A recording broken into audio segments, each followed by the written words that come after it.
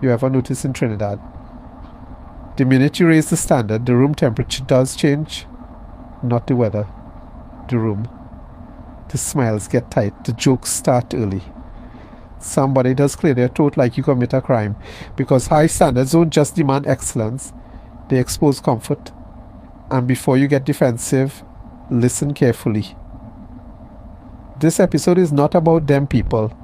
It's about the part of you that only loves standards when somebody else have to meet it.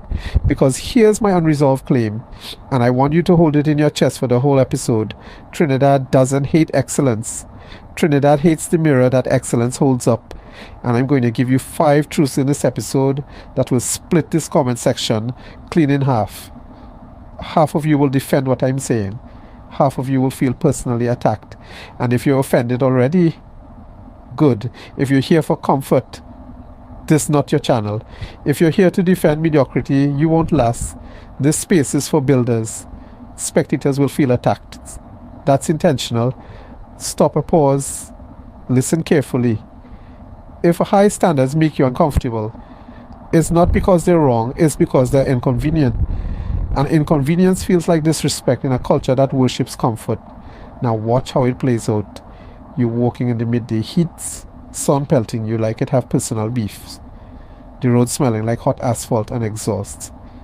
A maxi horn blasting behind you like the driver trying to wake up your ancestors. You reach by a small place to get something quick. The signs say open, gate half closed. Fan turning slow, pushing hot air around like it doing charity. You ask, boss, you open? He watch you like you rude. Yeah, man, we open. You order something simple. 10 minutes pass. You hearing pot cover clanging. You smelling fry oil that shouldn't still be alive from yesterday. You ask again, calm, how long again? The response isn't sorry, it's attitude. Like your standard is an insult. Mirror line. In Trinidad, people want customers, but they don't want accountability. Escalation. The issue is never just the food place. It's the mindset that says, accept whatever I give you.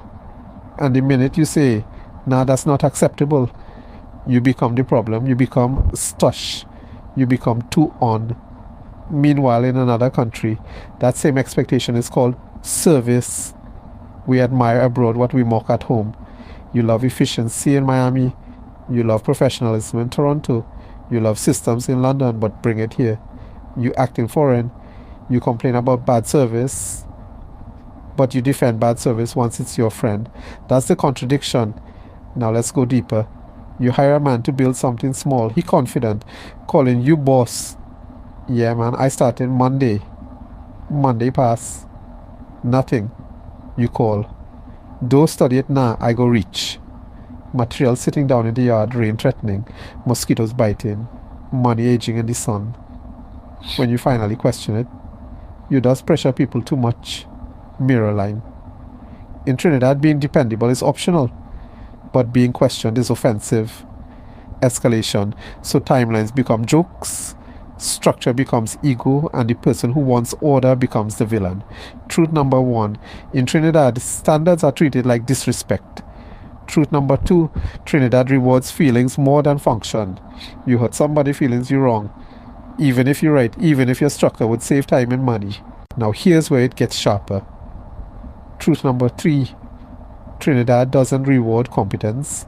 It rewards likability. You can be useless and popular. You can be incompetent and protected. But if you're disciplined and direct, you're too on. Stop. Because this next line will hurt. You can be loved and still be useless. Being liked feeds your ego. Being effective feeds your future. And some of you chose ego. Now let's talk about discipline. Truth number 4. In Trinidad, your discipline feels like accusation. You didn't judge anyone. You didn't insult anyone. You just showed up on time. And somehow, that alone becomes pressure. Your consistency forces people to confront their inconsistency. And that tension, that's what makes people uncomfortable. Now let me show you something hyper-specific. You ever stand up in a government office line? Fluorescent lights buzzing. Sweat collecting behind your neck. Printer jamming every 3 minutes. Clerk chewing gum slow. You reach the counter, every document organized, copies ready. She flipped through it. You missing a copy? You say, but it wasn't on the list. She shrugged. Next. And the whole room looking at you like you're asking for too much. Mirror line. In Trinidad, preparation doesn't get rewarded. It gets inconvenienced. Escalation. So eventually people stop preparing. That's how standards die. Now remember the open loop? Trinidad doesn't hate excellence. Trinidad hates what excellence proves. It proves your excuses were optional. It proves your chaos was a choice. Now here's the hard fork. You can be liked or you can be effective. Pick one. Because in a comfort culture, effectiveness is threatening. Let's go system level. If we keep punishing standards, we keep rewarding vibes. Reward vibes long enough, you normalize incompetence. Normalize incompetence long enough, you weaken systems. Weak systems create corruption. Weak systems create waste. Weak systems create brain drain because builders leave and spectators stay loud. Here's the generational projection. If we keep this up, your children will grow up thinking mediocrity is normal. They will think lateness is culture. They will think accountability is rude. They will think discipline is arrogance. And they will inherit the same ceiling you refuse to break. Truth number 5. Trinidad's discomfort with standards is an identity crisis. Because deep down, we don't want to believe we're capable of more. It's easier to blame government, boss, economy, country. Because if the problem is out there, we never have to fix in here. What if the ceiling was never the country? What if the ceiling was you? Send this to someone who always making excuses. They will either wake up or block you. Both are clarity. We have built a culture where competence is optional, but ego is mandatory, where punctuality is stush, where structure is mocked, where excellence is admired from a distance, but punished up close. If you only support standards when you benefit from them, you don't love standards. You love privilege. This space is for builders, not spectators, not comfort addicts. If you belong here, you already feel it. You're tired of excuses. You're tired of vibes. You want to build something that works. You will lose people, but you will gain direction. Reflect honestly. Think critically. And as always, ask yourself